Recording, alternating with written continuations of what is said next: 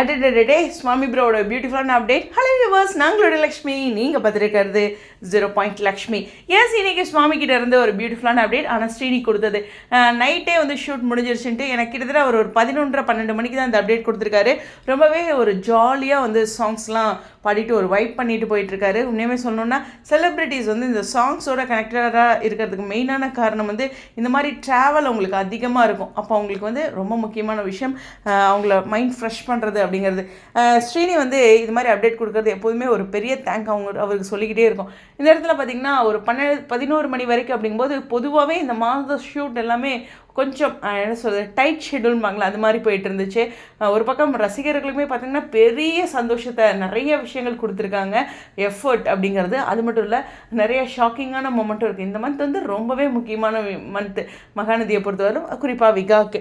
So இதுக்கு அடுத்து அப்படிங்கிற கதைக்களம் ரொம்ப எதிர்பார்ப்புகளோடு இருக்குது. 11 மணி வரைக்கும் ஷூட்டிங் போயிருக்கு லாஸ்ட் நாள் அப்படிங்கிறது தான்.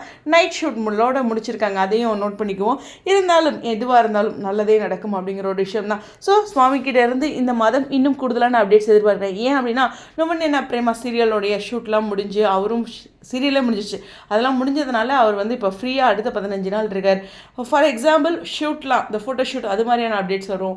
அப்புறம் வந்து அவரோட இன்ட்ரெஸ்டிங்கான நிறைய விஷயங்கள் நம்ம எதிர்பார்க்கலாம். ஸோ அதனால் இந்த மந்த் வந்து அவரோட சைட்லேருந்து எக்ஸ்ட்ரா கிடைக்கிறதுக்கு சான்சஸ் இருக்குது நமக்கு அப்படிங்கிற ஒரு விஷயத்தை பதிவு பண்ணி தொடர்ந்து இணைந்திருப்போம். ஸ்டேடியம்.